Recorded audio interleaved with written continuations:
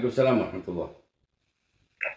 Baru-baru ini Presiden Joko Widodo bersama dengan MBZ meresmikan sebuah masjid yang mewah dan megah atas sumbangan dari Uni Emirat Arab. Hal itu mendapat apresiasi yang positif di Indonesia.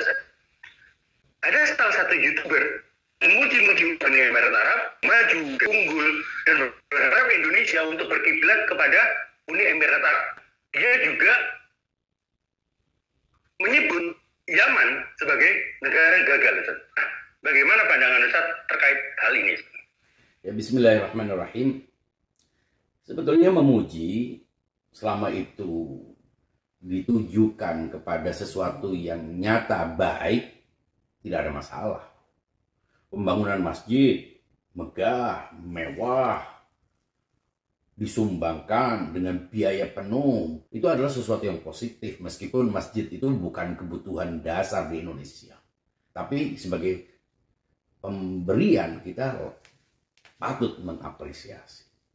Menjadi masalah ketika sebuah negara dipuji dan negara lain direndahkan.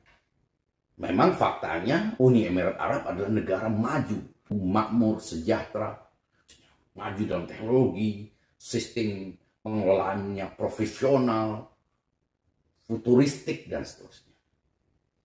Dan faktanya juga Yaman adalah negara gagal menurut standar ekonomi, terbelakang fakta. Tapi pujian yang tulus adalah memuji tanpa merendahkan orang lain. Dia dipuji karena menyembah masjid. Oke, fakta. Dia dipuji karena punya investasi di Indonesia. Bagus. Tapi Yaman apa?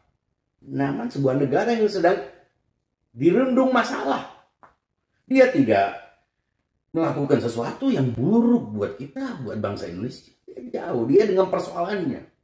Dia miskin karena apa? Dia terbelakang karena apa? Nah, jadi harus tahu kita. Kalau kita harus mengungkapkannya, justru akan muncul ironi. Mengapa?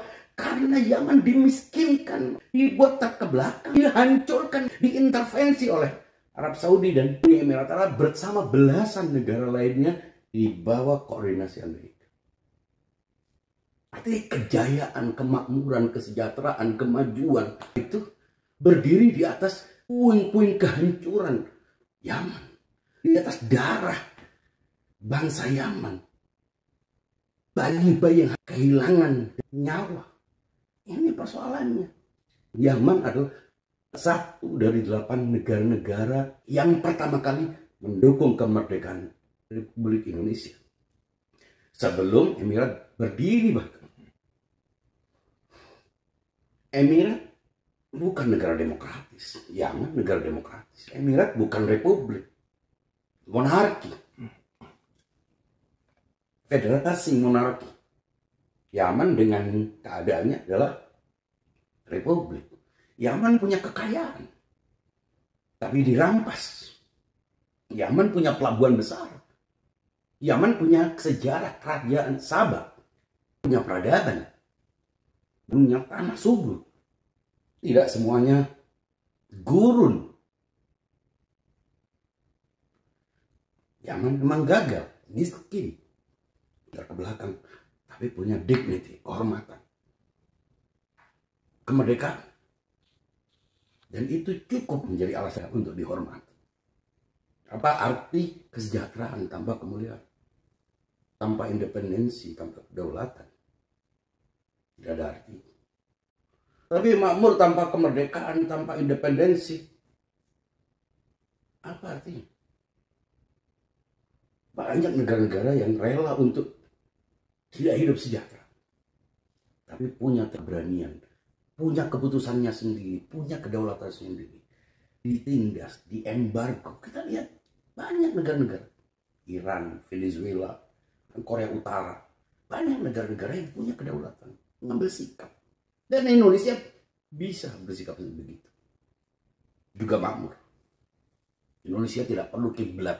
Bagi saya itu tendensius. Kenapa? Karena kebetulan Arab tapi moderat. Seolah Arab yang ekstrim itu Yaman. Arab yang moderat itu Uni Emirat Arab. Jangan mengukur seseorang baik dan buruk hanya karena etnisitasnya. Itu irasional, itu tidak logis. Mengeneralisir penilaian yang negatif. Ya, artinya ada tujuan lain dengan membandingkan antara Yaman dan Uni Emirat Arab. Lalu untuk apa, Ustaz? Kita berhak untuk menduga ada sesuatu yang hendak disasar. Dari konteks sebelumnya kita tahu bahwa ada beberapa orang dari keturunan Yaman yang memang terbukti melakukan aksi-aksi yang bertentangan dengan toleransi. Itu juga fakta. Karena mereka adalah keturunan Yaman, lalu Yamannya dijadikan sasaran untuk direndahkan. Ini masalah. Tidak ada hubungan. Mereka adalah warga negara Indonesia, keturunan Yaman. Tapi jangan mainkan isu keyamanan yang tidak ada kaitannya dengan ras, dengan etnis. Enjoy your faith. Terima kasih banyak atas waktunya. Assalamualaikum warahmatullahi wabarakatuh. Waalaikumsalam.